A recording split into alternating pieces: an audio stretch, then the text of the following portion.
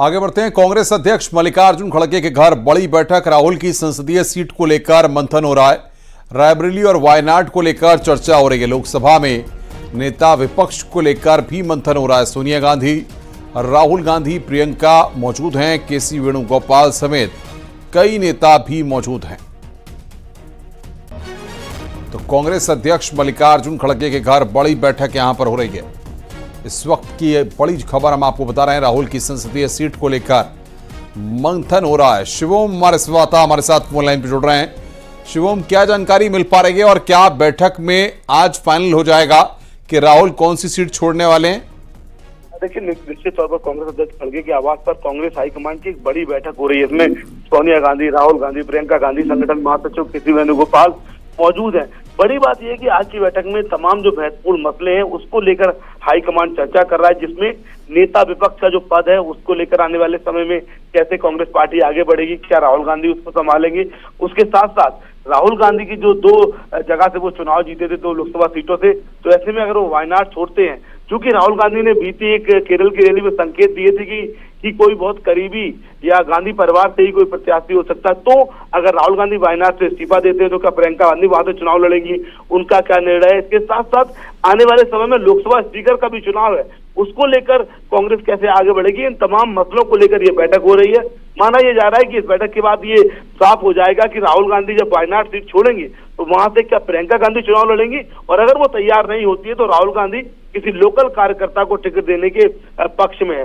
आज इसी को लेकर ये हाईकमान ने बड़ी बैठक का आयोजन किया है और माना जा रहा है इस बैठक के बाद तमाम चीजें साफ हो जाएंगी।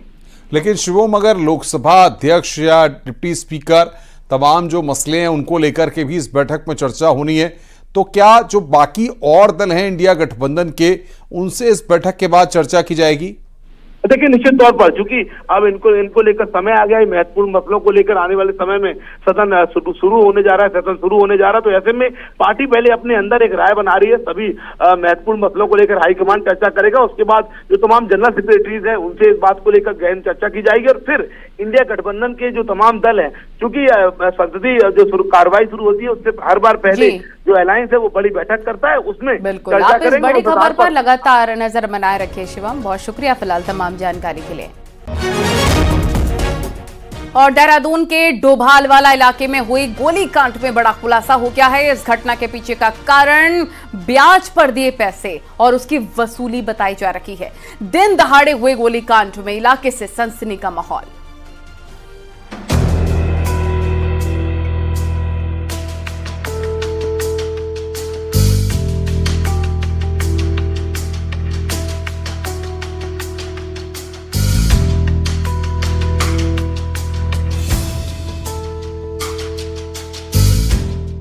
देहरादून में देर रात हुई गोलीबारी में एक शख्स की मौत हो गई, जबकि 2 घायल हो गए। सूचना पर जब पुलिस मौके पर पहुंची तो पुलिस को सुभाष और मनोज घायल अवस्था में मिले, जिनको पुलिस ने अस्पताल भेजा और रवि का शव पुलिस को एक नाले में मिला। बताया जा रहा है कि घटना के पीछे ब्याज पर दिए गए पैसों की वसूली को लेकर विवाद था। सोनू और मोनू ने शंभू को 2.5 लाख रुपए ब्याज पर दिए थे और उसके बदले में एक गाड़ी को अपने कब्जे में ले लिया था, लेकिन वो गाड़ी शंभू ने अपने दोस्त रवि से ली थी। इसी बात को लेकर रवि अपने दोस्तों के साथ अपनी गाड़ी को सोनू और मोनू से लेने गया था, लेकिन रवि और उसके दोस्तों के पहुंचते ही सोनू के लड़कों ने फायर झोंक दिया, जिसमें रवि की मौत हो गई और सुभाष और मनोज घायल हो गए। पूरा मामला ब्याज से जुड़ा बताया जा रहा है। बताया जा रहा है कि भरद्वाज, जो कि इस पूरे कांड का मुख्य आरोपी है, वो ब्याज का काम करता था और उसने जो युवक है उनकी गाड़ी को गिरवी के रूप में रखा था, जिसको लेने युवक जब देर रात उसके घर में पहुंचे उनसे बातचीत करने के लिए, लेकिन इस विवाद के इसमें इतना विवाद हो गया कि गोलियां आप चल गई। बताया ये भी जा रहा है कि जो भरद्वाज है वो उसके ऊपर पहले भी कई मामले दर्ज हैं और उसके साथ कई ऐसे खूंखार अपराधियों को वो पालता है जो गोलियां बरसाने में देर नहीं करते। बताया जा रहा है कि सोनू और मोनू दोनों फाइनेंस का काम करते हैं और अपने साथ माफिया जैसे लोग हमेशा रखते हैं, जिसमें रामवीर, अनुज, योगेश शामिल हैं, जो अपराधी प्रवृत्ति के हैं और उन पर कई केस भी चल रहे हैं। सभी लोग सोनू भरद्वाज के लिए काम करते हैं और इनका काम है जो ब्याज के पैसों की रिकवरी करते हैं। घटना के बाद से ही तीनों फरार चल रहे हैं, जबकि सोनू, मोनू और शंभू को गिरफ्तार किया जा चुका है।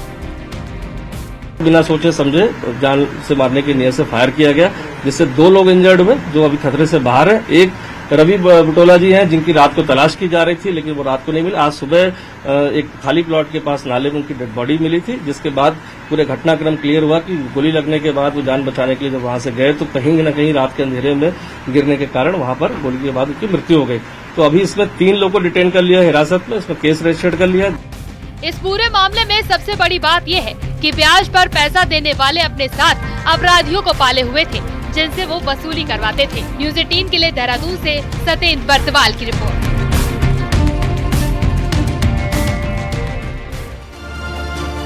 इस बुलेटिन में फिलहाल इतना ही। खबरों का सिलसिला लगातार जारी है।